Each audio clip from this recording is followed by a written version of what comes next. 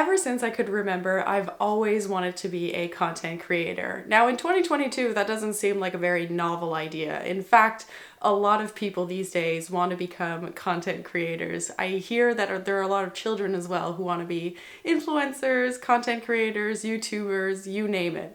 There's a lot that goes into content creation. That was something that I always wanted to do. That was something that I strived to have because I loved sharing. Whatever people wanted to listen to, I wanted to share.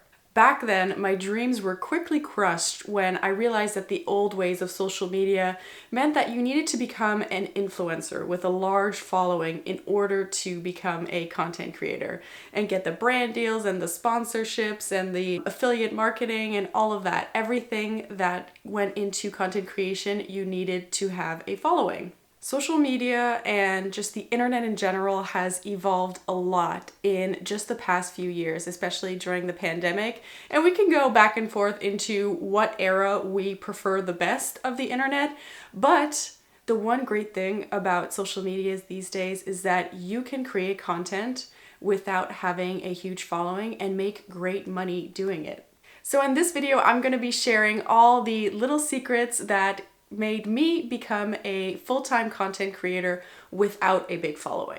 A few years ago, I made an Instagram profile that allowed me to try new things and become the content creator that I wanted to be. I was told to post consistently, to be on there at least 30 minutes a day, commenting, liking, following, the whole shebang. And I just found it very overwhelming and very inauthentic. The whole process was just, in fact, exhausting, and everything on that page felt really, really forced. It honestly felt like I was pulling teeth because I had really little to no direction in where I wanted to go in that page. And it wasn't the type of content that I really wanted to create. When it comes to content creation, trust me, I've made most of the mistakes in the book so that you don't have to. So I closed the books on that Instagram profile where I stumbled into virtual assisting. Now, this had opened up my eyes to a whole new world where someone was offering their services online to help other businesses. It didn't have to be a business in your hometown. It didn't have to be a business even in your own country. You can just connect with businesses from around the world and offer your services. And I was just like, mind blown. So I re-entered this whole idea of starting an Instagram profile from scratch. And this is something that I highly recommend to someone who wants to start a business, is that you don't need to use your personal profile. The people that follow you on the personal profile are not your customers. I would highly recommend starting a profile from scratch. So that's what I did. I started a profile from scratch, and I was really focused on getting clients and attracting the people that I wanted to work with. It quickly evolved into a business where I focused primarily on content creation and content strategy with business owners. I also focus on creative direction, so I help people with video shoots and photo shoots, and I also sell some branded videos. This is something very, very new to me, but it is a huge space that is coming up in the new year, and it's something that brands are really interested in. So I'm gonna talk a little bit about that as well. After a full year of creating this profile for my business, this is where I really found direction in my content and things started flowing much easier. It didn't feel like pulling teeth anymore because I was actually talking to someone directly. It felt like I was talking to someone directly, at least. This is where I focused a lot of my themes, and I wouldn't just talk about everything and anything under the sun, because if you are trying to appease everyone, you will appease no one. And so that's where content pillars comes in, and content strategy. And if you're interested in learning more about content pillars, I have some introduction to content pillars on my channel, so I'll link those below as well. There are now so many avenues where you can create content without a huge following. Currently on my Instagram profile, I have about, how much is it? 915 followers. I'm not even at 1,000. And I can create a full-time business, because this is something that is completely true, especially nowadays. And something that I feel like a lot of people need to realize is that followers do not equal dollars. So here are my few tips on getting started. So the first thing that you'll have to do, like I mentioned before, is starting a profile from scratch. You've got to figure out first, know what you want to do in the online space, whether it's sell templates, web design, copywriting, content creation, graphic design, you name it. You can find so many different amazing, beautiful jobs that you can create online that people are really interested in. SEO is a really big one. Do your research on what people are looking for and what you can offer them, and then create a optimized profile with your social strategy flair.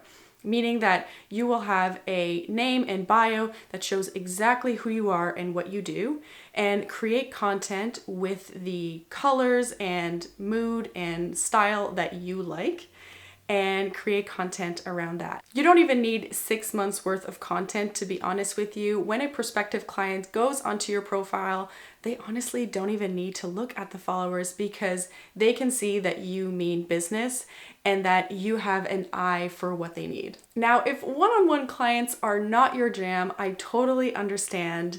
And maybe you want to move into more of the UGC content creation space. UGC is user-generated content, and it's basically selling videos and content to brands and businesses that they can use on their own profile.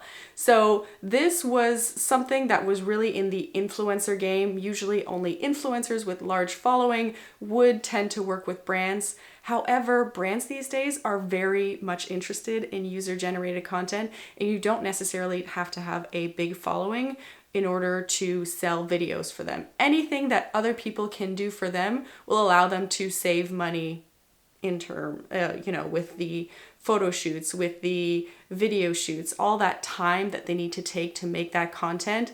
They can actually outsource it to people like you and me and create content for them. So making a list of all the brands or all the different videos that you would like to do. Let's say you're a skincare fanatic and you want to do a few videos on skincare, or you're a wellness or a fitness fanatic and you want to do a couple of videos on that. So finding some brands that really resonate with your style and your personality and creating videos for them. I would love for you to do a portfolio of mock-ups of different things that you can do.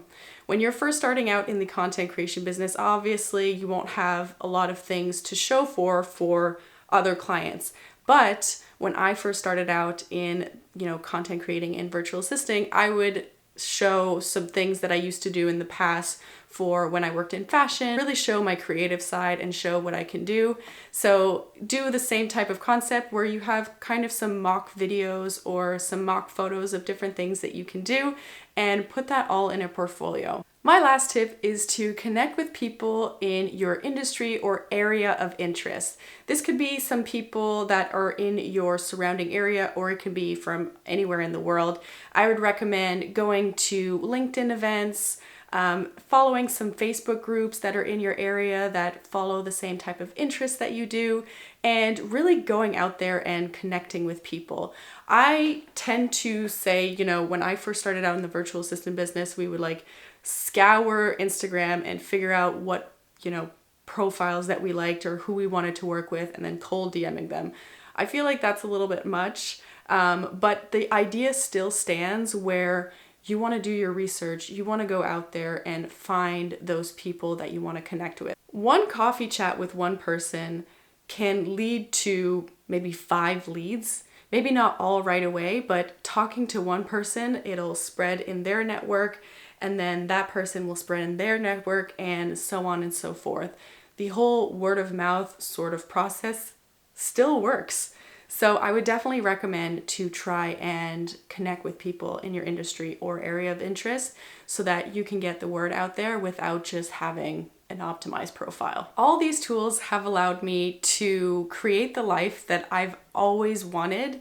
It's not necessarily the result I expected, but nonetheless, when I put that energy out there that this is what I've always wanted to do, it came back to me tenfold, and it's actually even better than I ever imagined. If you want to learn more about business creation and content creation, make sure to follow me for the new year. I cannot wait to share a lot more of my knowledge, things that I've learned in the past few years. I'm pushing forth with more of those vision goal dreams that I've had, and in the new year I'm going to be working and traveling at the same time.